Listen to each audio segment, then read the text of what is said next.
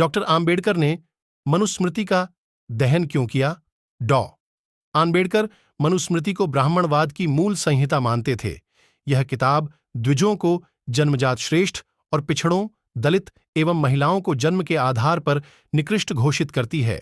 पिछड़े दलितों एवं महिलाओं का एकमात्र कर्तव्य द्विजों और मर्दों का सेवा करना बताती है। मनुस्मृति के प्रावधानों के बारे में विस्तार से बता रहे हैं 25 दिसंबर मनुस्मृति दहन दिवस। इतिहास इस बात का प्रमाण प्रस्तुत करता है कि किताबें जलाने का 2 उद्देश्य रहा है। एक, किताबें इसलिए जलाई जाती हैं ताकि किसी खास विचारधारा को नष्ट कर दिया जाए, इतिहास को खत्म कर दिया जाए, जानकारियों के स्रोत को नष्ट कर दिया जाए। दूसरा, किताबें प्रतीकात्मक रूप से भी जलाई जाती हैं ताकि उसमें लिखे गए कंटेंट का विरोध किया जा सके। मनुस्मृति का जलाना इसी ओर इशारा करता है। संपूर्ण सृष्टि का स्वामी है। शूद्र लोग बस्ती के बीच में मकान नहीं बना सकते। गांव या नगर के समीप किसी वृक्ष के नीचे अथवा श्मशान, पहाद्दह या उपवन के पास बसकर अपने कर्मों द्वारा जीविका चलावें। ब्राह्मण को चाहिए कि वह शूद्र का धन बिना किसी संकोच के छीन ले, क्योंकि शूद्र का उसका अपना कुछ नहीं है। उसका धन उसके मालिक ब्राह्मण को छीनने योग्य है। राजा वैश्यों और शूद्रों को अपना अपना कार्य करने के लिए बाध्य करने के बारे में सावधान रहें, क्योंकि जब ये लोग अपने कर्तव्य से विचलित हो जाते हैं तब वे इस संसार को अव्यवस्थित कर देते हैं।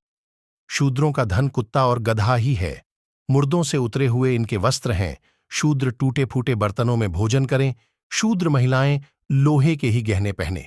यदि यज्ञ अपूर्ण रह जाए तो वैश्य की असमर्थता में शूद्र का धन यज्ञ करने के लिए छीन लेना चाहिए। दूसरे, ग्रामवासी पुरुष जो पतित, चांडाल, मूर्ख और धोबी आदि अंत्यवासी हो, उनके साथ द्विज न रहें। लोहार, निषाद, नट, गायक के अतिरिक्त सुनार और शस्त्र बेचने वाले का अन्न वर्जित है। शूद्रों के साथ ब्राह्मण वेदाध्ययन के समय कोई संबंध नहीं रखे, चाहे उस पर विपत्ति ही क्यों न आ जाए। स्त्रियों का वेद से कोई सरोकार नहीं होता, यह शास्त्र द्वारा निश्चित है।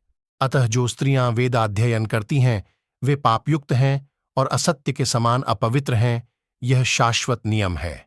अतिथि के रूप में वैश्य या शूद्र के आने पर ब्राह्मण उस पर दया प्रदर्शित करता हुआ अपने नौकरों के साथ भोज कराए। शूद्रों को बुद्धि नहीं देनी चाहिए, अर्थात उन्हें शिक्षा ग्रहण करने का अधिकार नहीं है। शूद्रों को धर्म और व्रत का उपदेश न करें। जिस प्रकार शास्त्र विधि से स्थापित अग्नि और सामान्य अग्नि दोनों ही श्रेष्ठ देवता हैं, उसी प्रकार ब्राह्मण चाहे वह मूर्ख हो या विद्वान, दोनों ही रूपों में श्रेष्ठ देवता है। शूद्र की उपस्थिति में वेदपाठ नहीं करनी चाहिए। ब्राह्मण का नाम शुभ और आदर सूचक, क्षत्रिय का नाम वीरता सूचक, वैश्य का